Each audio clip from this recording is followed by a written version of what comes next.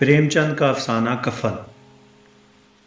झोंपड़े के दरवाजे पर बाप और बेटा दोनों एक बुझे हुए अलाव के सामने खामोश बैठे हुए थे और अंदर बेटे की नौजवान बीवी बदिया दर्जे जे से पछाड़ें खा रही थी और रह रहकर उसके मुंह से ऐसी दिलखराश सदा निकलती थी कि दोनों कलेजा थाम लेते थे। जाड़ों की रात थी, फजा सन्नाटे में गरक, सारा गांव तारीकी में जज़ब हो गया था। घीसू ने कहा, मालूम होता है बचेगी नहीं, सारा दिन तड़पते हो गया, जा देख तो आ। माधु दर्दनाक लहजे में बोला, मरना है तो मर ही क्यों नहीं जाती, देख कर क्या आऊं। तू बड़ा बेदर्द है बे, साल भर जिसके साथ जिंदगानी का सुख भोगा उसी के साथ इतनी बेवफाई। तो मुझसे उसका तड़पना और हाथ पांव पटकना नहीं देखा जाता। चमारों का कुंबा था और सारे गांव में बदनाम। घीसू एक दिन काम करता तो 3 दिन आराम। माधु इतना काम चोर था कि घंटा भर काम करता और घंटों फिर चिलम पीता, इसलिए उन्हें कोई रखता ही नहीं था। घर में मुट्ठी भर अनाज होता तो उनके लिए काम करने की कसम थी। जब 2-1 फाके हो जाते तो घीसू दरख्तों पर चढ़कर लकड़ियां तोड़ लाता और माधु बाजार में बेच आता। जब तक वो पैसे रहते दोनों इधर उधर मारे मारे फिरते। जब फाके की नौबत आ जाती तो फिर लकड़ियां तोड़ते या कोई मजदूरी तलाश करते। गांव में काम की कमी न थी, काश्तकारों का गांव था। मेहनती आदमी के लिए 50 काम थे, मगर इन दोनों को लोग उसी वक्त बुलाते जब 2 आदमियों से एक का काम पाकर कनात कर लेने के सिवा और कोई चारा ना होता।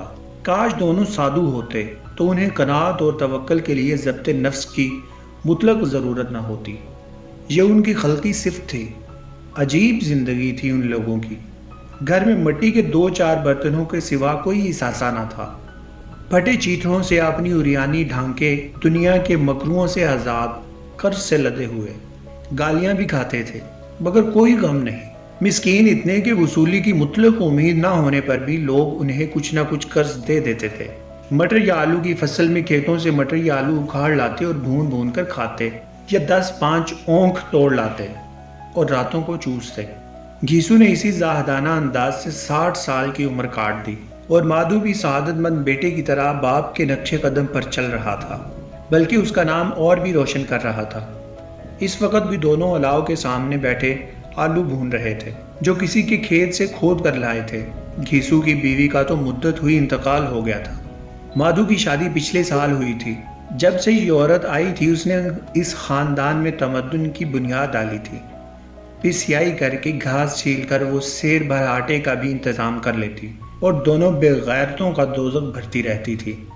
जब से वो आई ये दोनों और भी आराम तलब और आलसी हो गए थे, बल्कि कुछ अकड़ने भी लगे थे। कोई काम करने को बुलाता तो बेनियाजी शान से दुगनी मजदूरी मांगते। वही औरत आज सुबह से दर्द ज़ेह से मर रही थी और ये दोनों शायद इसी इंतज़ार में थे कि ये मर जाए तो आराम से सोएं। घीसू ने आलू निकाल कर छीलते हुए कहा, जाकर देख तो क्या हालत है उसकी, चुड़ैल का फंसा होगा और क्या। माधु को अंदेशा था कि वो कोठरी में गया तो घीसू आलूओं का बड़ा हिस्सा साफ कर देगा।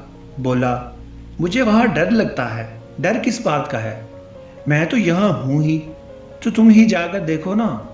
मेरी औरत जब मरी थी तो मैं 3 दिन उसके पास से हिला भी नहीं और फिर मुझसे लजाएगी कि नहीं। कभी उसका मुंह नहीं देखा। आज उसका अगरा हुआ बदन देखूं, उसे तन की सुध भी तो ना होगी। मुझे देख लेगी तो खुलकर हाथ पांव भी ना पटक सकेगी। मैं सोचता हूँ कि कोई बाल बच्चा दें तो जो लोग अभी पैसा नहीं दे रहे हैं वही तब बुला कर देंगे। मेरे 9 लड़के हुए, घर में कभी कुछ ना था, मगर इसी तरह हर बार काम चल गया।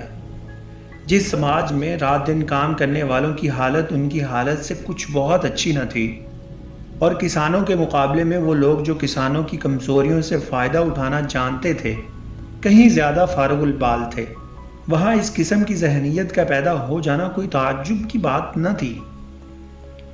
हम तो कहेंगे कि घीसू किसानों के मुकाबले में ज़्यादा बारीक बीन था और किसानों की तही दिमागी जमयत में شامل ہونے کے بدلے شاطروں کی فتنہ پرداز جماعت میں شامل ہو گیا تھا۔ ہاں، اس میں یہ صلاحیت نہ تھی کہ شاطروں کے آئین و آداب کی پابندی بھی کرتا، اس لیے جہاں اس کی جماعت کے اور لوگ گاؤں کے سرغنہ اور مکھیا بنے ہوئے تھے، اس پر سارا گاؤں انگشت نمائی کرتا تھا۔ پھر بھی اسے یہ تسکین تو تھی ہی کہ اگر وہ خستہ حال ہے تو کم از کم کسانوں کی سی جگر توڑ محنت تو نہیں کرنی پڑتی، اور اس کی سادگی اور بے زبانی سے دوسرے بے جا فائدہ تو نہیں اٹھاتے۔ دونوں آلو نکال کر جلتے جلتے کھانے لگے۔ کل سے کچھ نہیں کھایا تھا، اتنا صبر نہ تھا کہ انہیں کچھ ٹھنڈا ہو جانے دیں۔ کئی بار دونوں کی زبانیں جل گئیں۔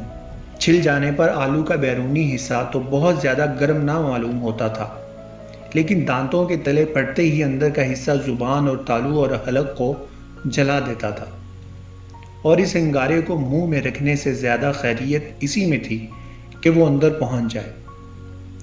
وہاں اسے ٹھنڈا کرنے کے لیے کافی سامان تھا، اسی لیے دونوں جلدی جلدی نگل جاتے۔ حالانکہ اس کوشش میں ان کی آنکھوں سے آنسو نکل آتے۔ گھیسو کو اس وقت ٹھاکر کی بارات یاد آئی جس میں 20 سال پہلے وہ گیا تھا۔ اس دعوت میں اسے جو سحری نصیب ہوئی تھی وہ اس کی زندگی میں ایک یادگار واقعہ تھی، اور آج بھی اس کی یاد تازہ تھی۔ بولا، وہ بھوج نہیں بھولتا۔ لڑکی والوں نے سب کو پوڑیاں کھلائی تھیں، سب کو، چھوٹے بڑے سب نے پوڑیاں کھائیں۔ رائتا، 3 طرح کے سوکھے ساگ، ایک رسے دار ترکاری، دہی، چٹنی، مٹھائی۔ اب کیا بتاؤں کہ اس بھوج میں کتنا سواد ملا۔ کوئی روک نہیں تھی، جو چیز چاہو مانگو اور جتنا چاہو کھاؤ۔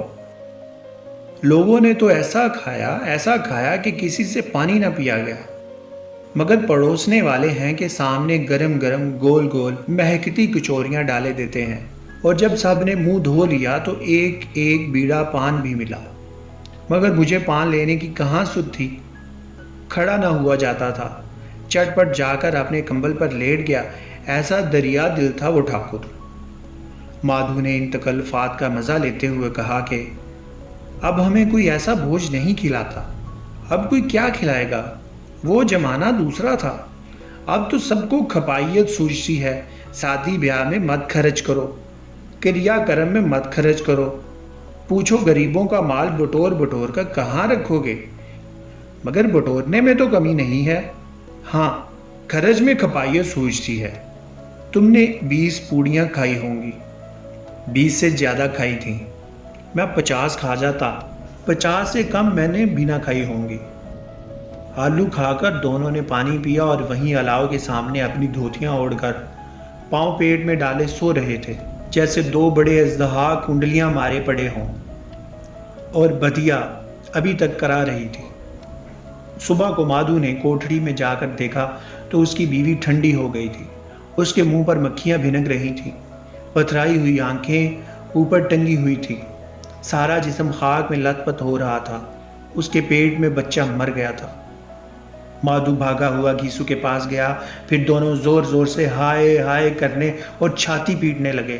پڑوس والوں نے یہ آہو زاری سنی تو دوڑے ہوئے آئے اور رسم قدیم کے مطابق غم زدوں کی تشفی کرنے لگے، مگر زیادہ رونے دھونے کا موقع نہ تھا، کفن کی اور لکڑی کی فکر کرنی تھی۔ گھر میں تو پیسہ اس طرح غائب تھا جیسے چیل کے گھونسلے میں مانس۔ باپ بیٹے روتے ہوئے گاؤں کے ذمہ داروں کے پاس گئے، وہ ان دونوں کی صورت سے نفرت کرتے تھے، کئی بار انہیں اپنے ہاتھوں سے پیٹ چکے تھے۔ کیا ہے بے گھیسو، روتا کیوں ہے؟ اب تو تیری صورت ہی نظر نہیں آتی، اب معلوم ہوتا ہے کہ تم اس گاؤں میں رہنا ہی نہیں چاہتے۔ گھیسوا نے زمین پر سر رکھ کر آنکھوں میں آنسو بھرتے ہوئے کہا، سرکار بڑی بپت میں ہوں۔ مادھو کی گھر والی رات گزر گئی، دن بھر تڑپتی رہی، آدھی رات تک ہم دونوں اسی کے سرہانے بیٹھے رہے، دوا دارو جو کچھ ہو سکا سب کیا، مگر وہ ہمیں دگا دے گئی۔ اب کوئی ایک روٹی دینے والا نہیں رہا، مالک تباہ ہو گئے، گھر اجڑ گیا، آپ کا غلام ہوں، اب آپ کے سوا اس کی مٹی کون پار لگائے گا؟ ہمارے ہاتھ میں تو جو کچھ تھا سب دوا دارو میں اٹھ گیا، سرکار ہی کی دیا ہوگی تو اس کی مٹی اٹھے گی، آپ کے سوا اور کس کے دوار پر جاؤں؟ ذمہ دار صاحب رحم دل آدمی تھے، مگر گھیسو پر رحم کرنا کالے کمبل پر رنگ چڑھانا تھا۔ یوں تو بلانے سے بھی نہیں آتا، آج جب غرض پڑی تو آ کر خوشامد کر رہا ہے، حرام خور کہیں کا، بدمعاش۔ مگر یہ غصہ یا انتقام کا موقع نہیں تھا۔ 2 روپے نکال کر پھینک دیے، مگر تشفی کا ایک کلمہ بھی منہ سے نہ نکلا۔ اس کی طرف تاکا تک نہیں، گویا سر کا بوجھ اتارا ہو۔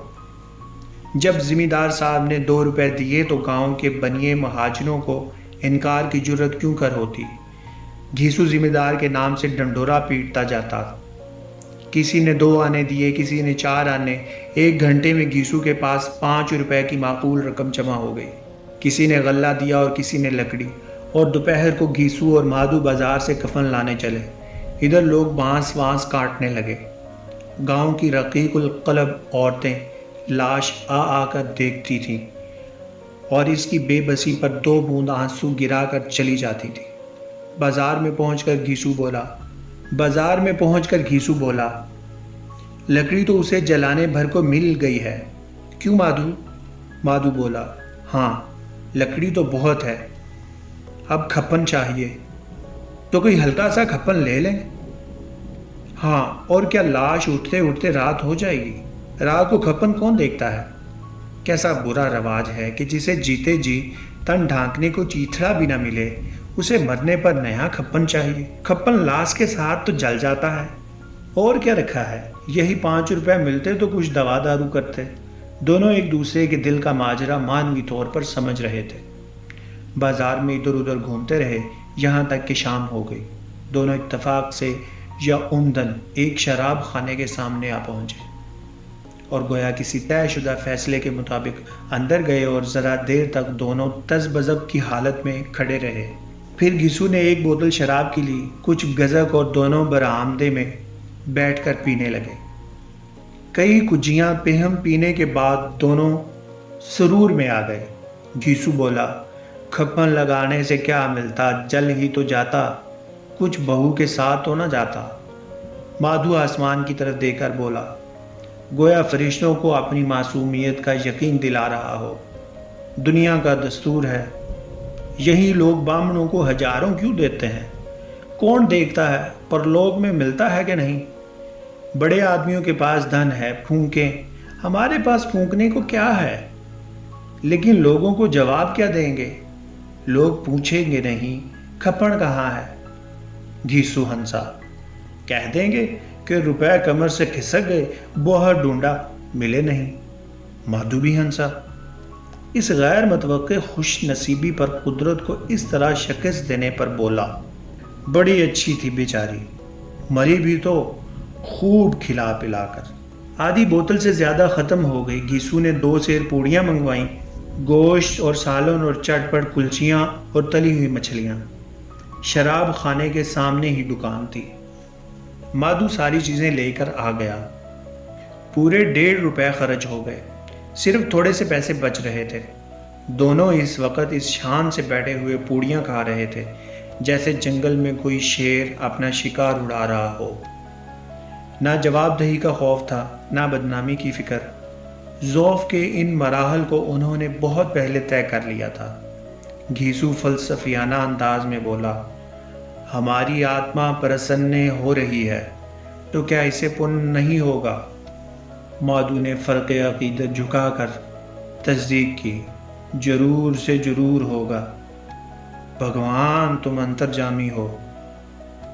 ایک لمحہ کے بعد مادھو کے دل میں ایک تشویش پیدا ہوئی، کیوں دادا، ہم لوگ بھی تو ایک نہ ایک دن وہاں جائیں گے ہی۔ گھیسو نے اس طفلانہ سوال کا جواب نہ دیا، مادھو کی طرف پرملامت انداز سے دیکھا۔ جو وہاں ہم لوگوں سے وہ پوچھے گی کہ تم نے ہمیں کھپن کیوں نہیں دیا تو کیا کہو گے؟ کہیں گے تمہارا سر۔ پوچھے گی تو ضرور، تو کیسے جانتا ہے کہ اسے کھپن نہ ملے گا؟ مجھے ایسا گدھا سمجھتا ہے؟ میں 60 سال کیا دنیا میں گھاس کھودتا رہا ہوں۔ اس کو کھپن ملے گا، اور اس سے بہت اچھا ملے گا جو ہم دیتے۔ مادھو کو یقین نہ آیا، بولا، کون دے گا؟ روپے تو تم نے چٹ کر دیے۔ घीसू तेज हो गया। मैं कहता हूं उसे खप्पन मिलेगा, तू मानता क्यों नहीं? कौन देगा, बताते क्यों नहीं? वही लोग देंगे जिन्होंने अब के दिया।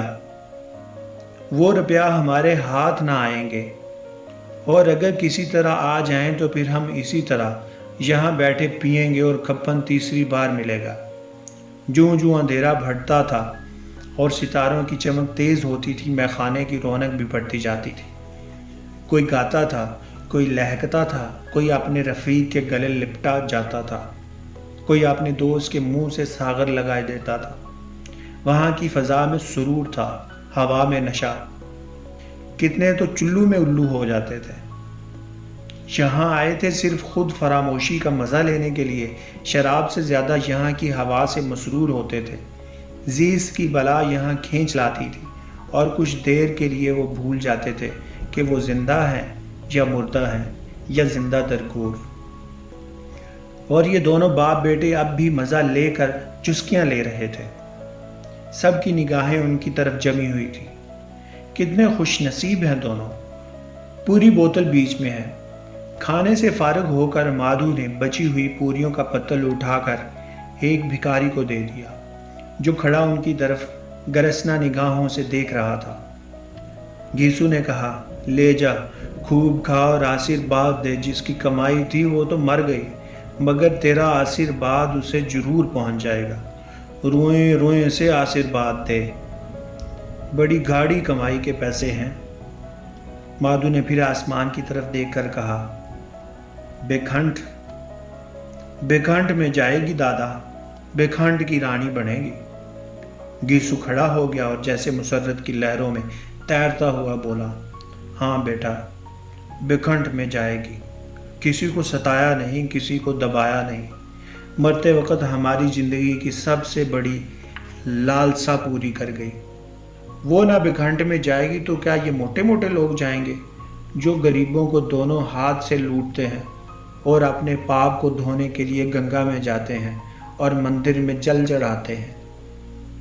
ये खुश एतकादी का रंग बदला तलुवन नशे की खासियत है। यास और गम का दौरा हुआ। माधु बोला, मगर दादा, बेचारी ने जिंदगी में बड़ा दुख भोगा, मरी भी तो कितना दुख झेल कर। वो आंखों पर हाथ रख कर रोने लगा। घीसू ने समझाया, क्यों रोता है बेटा, खुश हो कि वो माया जाल से मुक्त हो गई, जंजाल से छूट गई। बड़ी भाग्यवान थी जो इतनी जल्दी माया मोह के बंधन तोड़ दिए। और दोनों वहीं खड़े होकर गाने लगे, ठगनी क्यों नैना झमकावे ठगनी, ठगनी क्यों नैना झमकावे ठगनी। सारा मैखाना महवे तमाशा था और ये दोनों महकश महवियत के आलम में गाए जाते थे। फिर दोनों नाचने लगे, उछले भी, कूदे भी, गिरे भी, मटके भी, भाव भी बताए और आखिर नशा से बदमस्त होकर वहीं गिर पड़े।